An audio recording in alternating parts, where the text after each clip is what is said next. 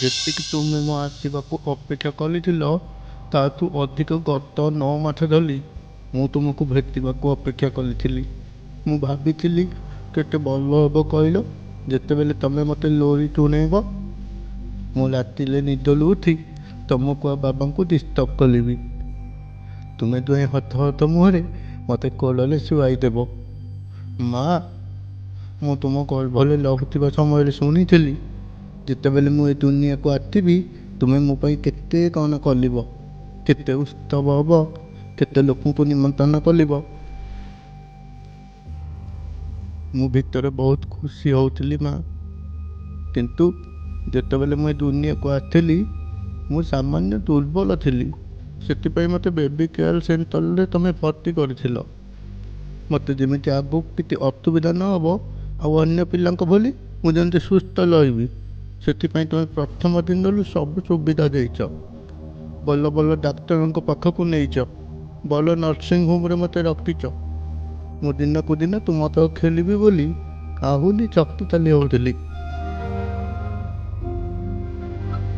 କିନ୍ତୁ ମୁଁ କ'ଣ ଜାଣିଥିଲି ଯେଉଁ ନର୍ସିଂ ହୋମ୍କୁ ତୁମେ ସୁସ୍ଥ ଆଉ ଭଲ କରିବାକୁ ମୋତେ ଛାଡ଼ିଥିଲ ସେଠୁ ମୁଁ ଆଉ କେବେ ଫେରିବିନି ବୋଲି। ମା, ମୁଁ ଆଉ କେବେ ଫେରିବିନି, ଏକଥା ସତ। ଆଉ ଏ ହେଉଛି ସେଇ ସତ ଯାହାକୁ ତୁମେ ଜୀବନ ସାରା ଛାତିଲେ ଯନ୍ତ୍ରଣା ହୋଇ ରହିବ। ସେଇ ଅନ୍ଧାର ରାତିରେ ହଠାତ୍ କିଛି ଘଟିଗଲା ମା। କ'ଣ ଘଟିଲା ମୁଁ ବୁଝି ପାଇଗଲୁ।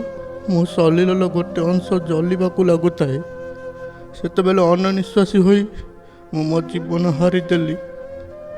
ମା, ମୁଁ ତୁମ ପାଖକୁ ଆସିବାକୁ ଚାହୁଁଥିଲି, ତୁମ ସହିତ ଖେଳିବାକୁ ଚାହୁଁଥିଲି। ମୁଁ ତୁମଠାରୁ ଅନେକ ଗୀତ କାହାଣୀ ଶୁଣିବାକୁ ଚାହୁଁଥିଲି ମା। କିନ୍ତୁ ମୁଁ ବର୍ତ୍ତମାନ ତାହା କରିବାକୁ ଅସମର୍ଥ। କିନ୍ତୁ ବ୍ୟସ୍ତ ହେବନି ମା, ମୁଁ ପୁଣି ଆସିବି, ପୁଣି ନିଶ୍ଚିତ ଆସିବି ମା। ମୋତେ କ୍ଷମା କରିଦେବ। ଶନିବାର ରାତି 11ଟା ସମୟରେ ଦିଲ୍ଲୀର ବିବେକ ବିହାରର ବେବି କେୟାର ସେଣ୍ଟରରେ ଘଟିଥିଲା ଅଗ୍ନିକାଣ୍ଡ। ନିଆଁ ଖୁବ୍ ଦ୍ରୁତଗତିରେ ବ୍ୟାପି ଯାଉଥିଲା। ଆଉ ଯେଉଁ ସମୟରେ ନିଆଁ ଲାଗିଥିଲା ସେ ସମୟରେ 12 ଜଣ ଛୁଆ ବେବି କେୟାର ସେଣ୍ଟରରେ ଭର୍ତ୍ତି ହୋଇଥିଲେ। ଉଦ୍ଧାର ସମୟରେ ଜୀବନ ହାରିଥିଲେ 7 ଜଣ। ବ୍ୟୁରୋ ରିପୋର୍ଟ, ପ୍ରମେୟ ନ୍ୟୁଜ୍ 7 ଡିଜିଟାଲ।